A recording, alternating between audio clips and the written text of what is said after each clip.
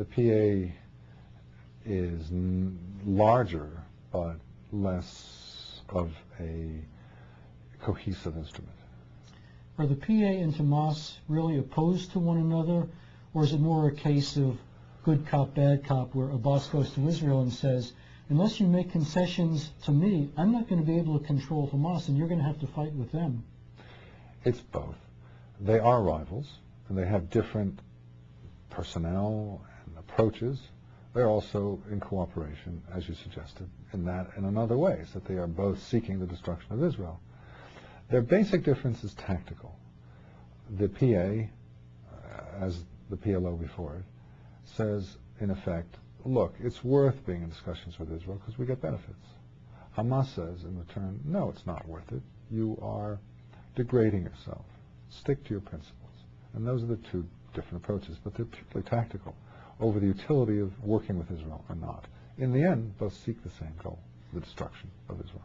Does the well-being of the Palestinian Arabs themselves play any role in these calculations? In other words, do they want to destroy Israel to achieve benefit for the Palestinian Arabs, or are the Palestinian Arabs totally irrelevant and they just want to destroy Israel for the sake of destroying Israel? Well, when you're in war and you have a war goal, your primary concern is not the welfare of the population, it's achieving your war goals.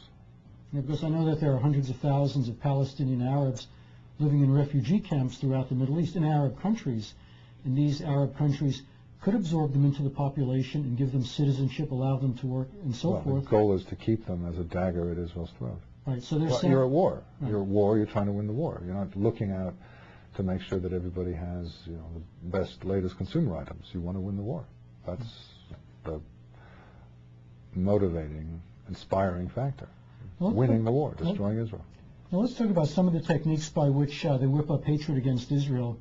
I understand that there's a lot of incitement against Israel in the Palestinian media, even in school books. Even kindergarten children learn these type of lessons, even though theoretically the PA is supposed to abandon incitement as part of the diplomatic process.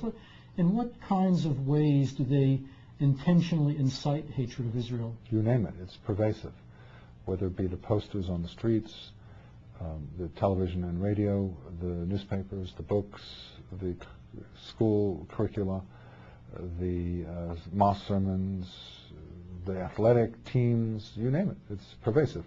I commend the work of the Palestinian Media Watch, based in Israel, which looks very closely at what is coming out of the PA, and it is almost unanimously inciting towards the idea of the destruction of Israel.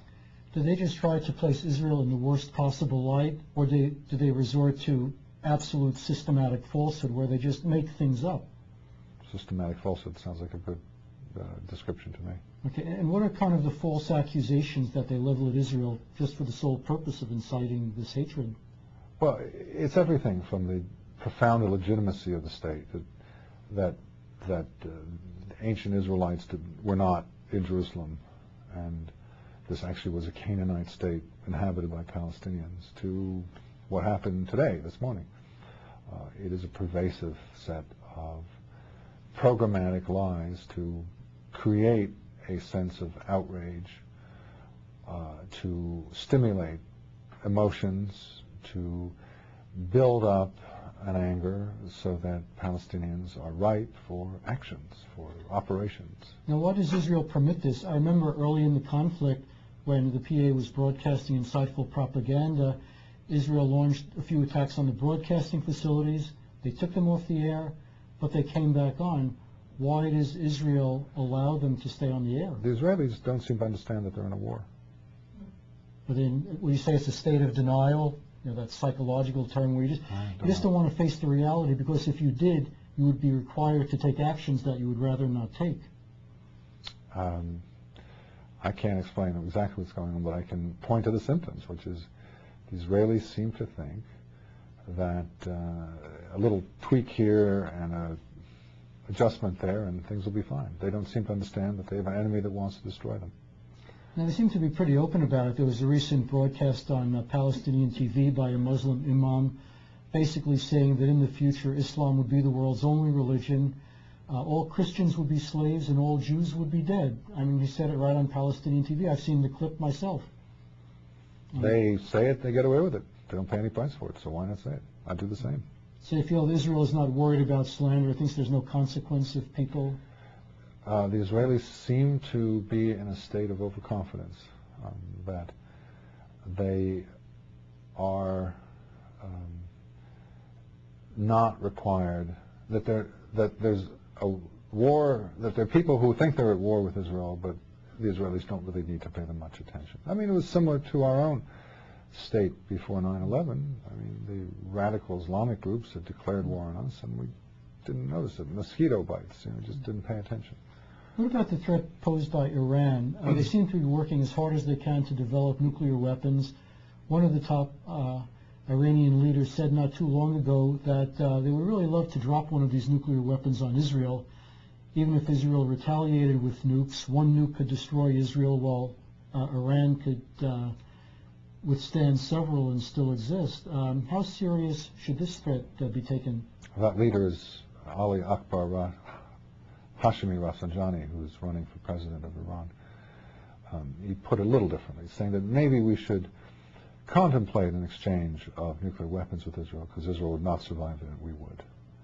So, yeah, you got it right in the essentials. That an Iranian leader could muse in public in a sermon, I think back in 2002, in such a fashion is horrifying. The fact that nobody particularly pays attention to it, Israeli or otherwise, is even more horrifying. The fact that it takes place in the context of a profound anti-Semitism that has spread through the Muslim world, analogous, and I say this advisedly, analogous to the anti-Semitism that spread through Germany in the 1930s, makes it even more dangerous, and yet no one seems to be paying attention. Now, the degree of hostility to Jews from the Muslim side does seem to be reminiscent of what the Nazis did in the propaganda. It's almost as if they're imitating some of the methods. You delegitimize them, blame them for everything. If anything goes wrong in any Arab country, it can only be the fault of the Jews. There's no other possible explanation but that the Jews are behind this. That's what this extreme form of conspiracy theory is analogous to the German ideas of the 1930s. And just as there wasn't much violence against Jews in the 1930s, but it set the stage for the Holocaust that followed. So today it is possible, I'm not predicting it, just saying it's possible, that the vitriolic, extremist, conspiratorial ideas now so prevalent in the Muslim world could set the stage for another Holocaust, not a concentration camp Holocaust, but as you alluded before, to weapons of mass destruction, a nuclear Holocaust. Israel's policy seems largely to be based on relying on outside powers, especially the United States, and doing pretty much whatever the U.S. asks of it in the hope of receiving American protection. Do you think that it's a good idea for Israel to place so much trust in outside powers, or should it expect to have to solve its problems by itself? I disagree with your analysis and say if you look back from 1993 to the present, you find that all the initiatives have been Israeli. It was called the Oslo process because the Israelis were avoiding the United States, and the initial American response to it was rather sour. Benjamin Netanyahu engaged in super secret negotiations with the Syrians in 1998. In fact, I wrote an article that made Americans aware of what was taking place. Americans had no idea. It was Ehud Barak who pressed President Clinton for the Camp David II meetings in July of 2000. Americans were not so crazy about it. It was Ariel Sharon who came up with the Gaza withdrawal idea, and the initial American response was, again, was tepid at best, because it didn't fit American ideas of a roadmap.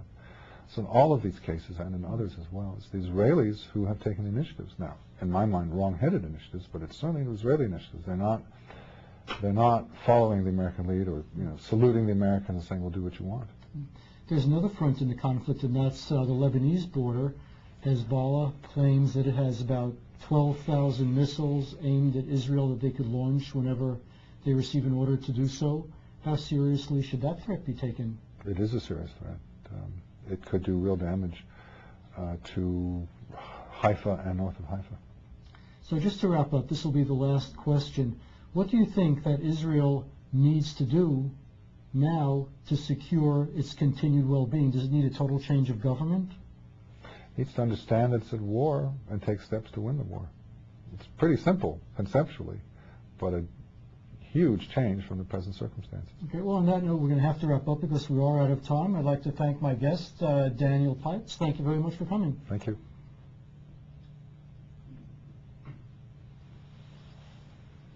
Okay, we're done.